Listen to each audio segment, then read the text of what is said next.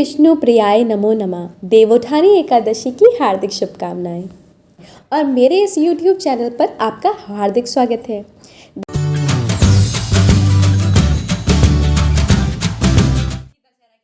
कहते हैं कि हिंदू धर्म में एकादशी का व्रत बहुत महत्वपूर्ण माना जाता है।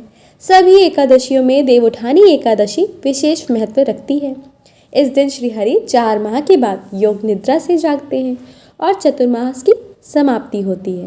देवोत्थानी एकादशी के शुभ अवसर पर भगवान विष्णु आप सभी की मनोकामना पूरी करें। मान्यता है कि देवोत्थानी एकादशी का व्रत करने से मोक्ष की प्राप्ति होती है। जातक मृत्यु के बाद बैकुंठ धाम को जाता है। आइए जानते हैं देवोत्थानी एकादशी व्रत कथा। पौराणिक कथा के अनुसार एक राज्य में एकादशी के दिन प्रजा से लेकर पशु तक अन्न ग्रहण नहीं करता था कोई, ना ही कोई अन्न बेचता था। एक बार की बात है, भगवान विष्णु ने राजा की परीक्षा लेने के लिए सुंदरी का रूप धारण लिया और सड़क किनारे बैठ गए। राजा वहां से गुजरे तो सुंदरी से उसके यहाँ बैठने का कारण पूछा। स्त्री ने बताया कि उसका इस दुनिया में कोई भी नहीं है, वे बेसहारा है। राजा उसके रूप पर मोहित हो गए और बोले कि तुम मेरी रानी बनकर महल चलो। सुंदरी ने राजा की बात स्वीकार ली और लेकिन एक शर्त रखी कि राजा को पूरे राज्य का अधिकार उसे सौंपना होगा और जो वो बोलेगी, खाने में जो बनाएगी उसे मानना होगा। राजा ने शर्त मान ली।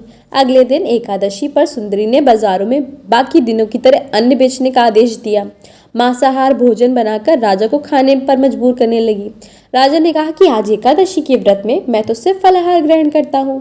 रानी ने शर्त याद दिलाते हुए राजा को कहा कि अगर ये तामसिक भोजन नहीं खाया तो मैं आपके बड़े राजकुमार का सर काट दूंगी। राजा ने अपनी स्थिति बड़ी रानी को बताई। बड़ी महारानी ने राजा से धर्म का पालन करने की बात कही और अपने बेटे का सिर काट देने को मंजूर हो गई। राजकुमार ने भी अपने पिता को धर्म न छोड़ने को कहा और खुशी खुशी अपने सिर की बलि देने के लिए राजी हो गया। राजा हताश थे और सुंदरी की बात न मानने पर राजकुमार का सिर देने को तैयार हो गए। तभी सुंदरी के रूप में भगवान विष्णु ने उन्हें दर्शन दी और कहा कि ये तुम्हारी परीक्षा थी, तुम इसमें पास हो गए हो। श्री हरि ने राजा से वर मांगने को कहा। राजा ने इस जीवन के लिए प्रभु को धन्यवाद किया और कहा कि अब मेरा उद्धार कीजिए।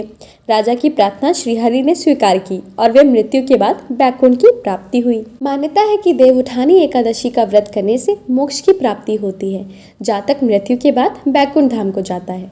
स्वयं श्री कृष्ण ने एकादशी की महत्ता के बारे में युधिष्ठिर को बताया था।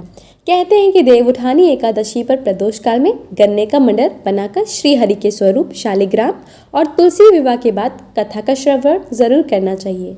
इसके सुनने मात्र से पाप कर्म खत्म हो जाता है। भगवान विष्णु आपके जीवन में आने वाली सभी बाधाओं को दूर करें और सारी मनोकामनाओं को पूरा करें। देवोत्थानी एकादशी की आपको हार्दिक शुभकामनाएं।